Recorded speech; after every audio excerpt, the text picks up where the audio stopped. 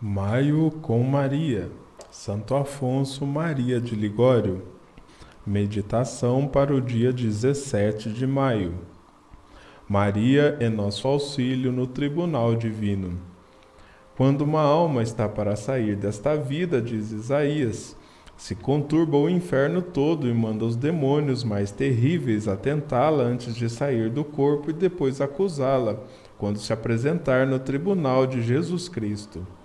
O inferno vai-se lá embaixo à tua chegada todo turbado, e diante de ti levanta gigantes. Mas Ricardo diz que os demônios, em se tratando de uma alma patrocinada por Maria, não terão atrevimento, nem ainda para acusá-la, pois sabem muito bem que o juiz nunca condenou, nem condenará jamais uma alma patrocinada por sua grande mãe. São Jerônimo escreve a Virgem Eustóquio de Maria, não só socorre seus amados servos na sua morte, mas também os vem esperar na passagem para a eternidade, a fim de os animar e de os acompanhar até o tribunal divino. Ó dia esse, exclama o santo, em que a Mãe de Deus, rodeada de muitas virgens, há de vir ao teu encontro. E isto se conforta com que a mesma Santíssima Virgem disse a Santa Brígida, referindo-se a seus devotos moribundos: na hora da morte dos meus servos eu venho como a Senhora e Mãe amantíssima deles, e lhes trago consolo e alívio. Ajunta São Vicente Ferrer que a bem-aventurada Virgem recebe as almas dos que morrem. Nossa amorosa Rainha acolhe sob seu manto as almas dos seus servos, apresenta-as ao Filho que as deve julgar e obtém-lhes a salvação. Foi o que aconteceu a Carlos, filho de Santa Brígida. Morrera na perigosa carreira de soldado, longe da mãe, quer por isso mesmo muito temia pela salvação dele.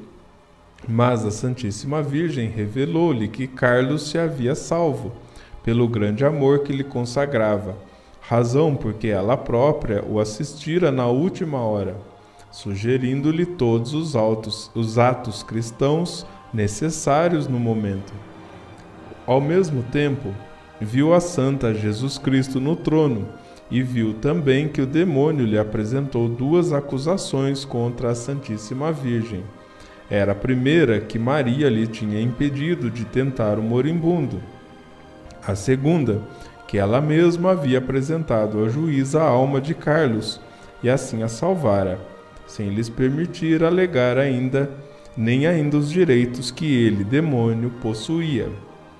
Seus vínculos são uma atadura de salvação, e nela acharás tu, no fim, o teu descanso.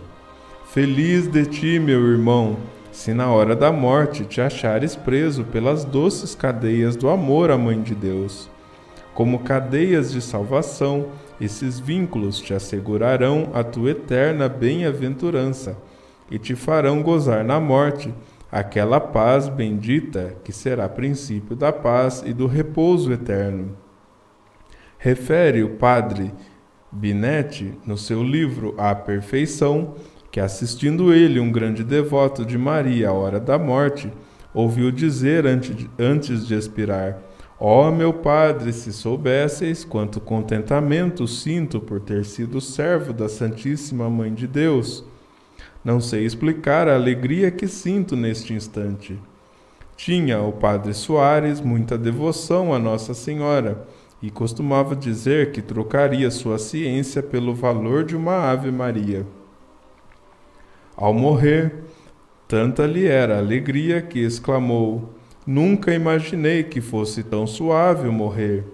O mesmo contentamento e alegria sentirás também tu, devoto leitor, se na hora da morte te recorres de haver amado a esta boa mãe, a qual não sabe deixar de ser fiel com seus filhos, que foram fiéis em servi-la e em obsequiá-la, visitando-lhe as imagens, rezando o rosário, jejuando, rendendo-lhe graças com frequência, louvando-a e encomendando-se ao seu poderoso patrocínio. Não te privará desta consolação a lembrança de teus pecados passados, se de hoje em diante cuidares em viver como bom cristão, servindo a tão grata e benigna Senhora. Verdade é que o demônio há de vir com angústias e tentações para levar-te ao desespero, mas a Virgem te confortará. Virá uma pessoa te assistir na hora da morte, como fez Adolfo, conde de Ascácia. Deixara ele o mundo e entrara para a ordem dos franciscanos, onde se tornara, como rezam as crônicas, um grande servidor de Maria. Estando para morrer, ao pensar no rigor do juízo divino, começou a tremer perante a morte, cheio de receios sobre a sua salvação. Então Maria, que não dorme nas angústias de seus servos, acompanhada de muitos santos, se apresentou ao moribundo e animando-lhe disse: Meu caro Adolfo, por que tens medo da morte? Porventura não me pertences? Com estas palavras, o servo de Maria se consolou, desaparecendo todos os seus temores, e expirou em santa paz e contentamento.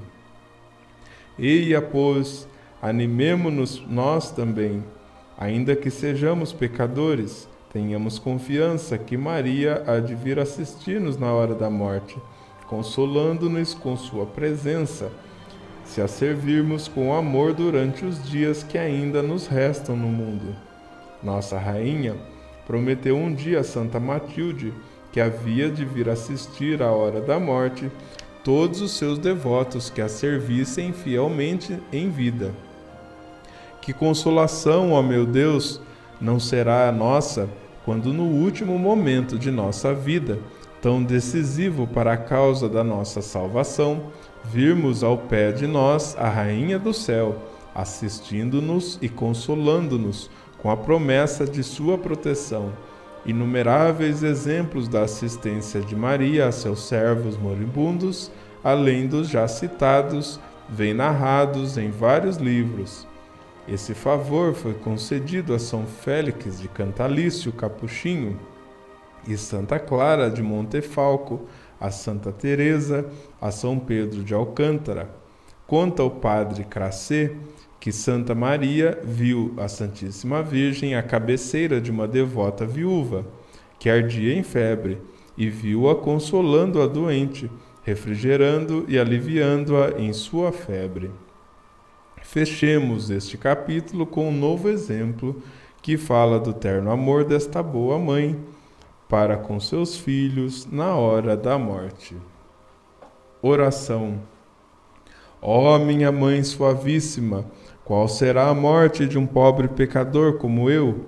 Quando penso naquele terrível momento em que hei de expirar e comparecer ao tribunal divino, tremo e fico todo confuso, e muito duvido da minha salvação eterna, lembrando-me de que eu mesmo escrevi a sentença de minha condenação. Ó Maria, no sangue de Jesus e na vossa intercessão ponho toda a minha esperança. Sois Rainha do céu, a soberana do universo, numa palavra, sois a Mãe de Deus. É verdade que sois muito elevada em dignidade, mas vossa grandeza não vos afasta de nós, senão que faz com que tenhais ainda mais compaixão de nossas misérias. Quando elevados a alguma dignidade, abandonam os amigos do mundo e desprezam seus antigos companheiros no infortúnio. Mas vosso coração tão amoroso não procede assim, mas se empenha em aliviar onde maiores misérias descobre. Assim que vos invocamos, vinde em nosso socorro, prevenis até nossas preces com vossos favores. Vós nos consolais nas aflições, dissipais as tempestades e venceis os inimigos. Em suma, nunca perdeis ensejo de trabalhar para o nosso bem. Bendita seja para sempre aquela divina mão que em vós adiou tanto amor, tanta grandeza, tanta majestade e tanta ternura. Agradeço sem cessar ao Senhor e sobre isso me alegro, pois em vossa felicidade encontro a minha também e considero minha a vossa aventura. Ó Consoladora dos aflitos, consolai uma alma aflita que a vós se recomenda. Aflito estou por causa dos remorsos de uma consciência tão sobrecarregada de pecados. Não sei se os tenho chorado como devia. Vejo todas as minhas obras cheias de defeitos e manchas. O inferno só espera por minha morte para acusar-me. A justiça divina ultrajada quer ser satisfeita. Que será de mim, minha mãe? Se não me ajudares, estou perdido.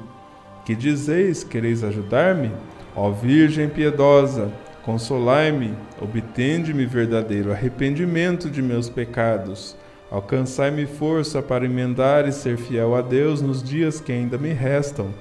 E quando eu me achar na ânsia da morte, ó Maria, esperança minha, não me abandoneis. Então, fortalecei-me mais do que nunca e assisti-me, para que à vista de meus pecados, relembrados pelo demônio, eu não me entregue ao desespero.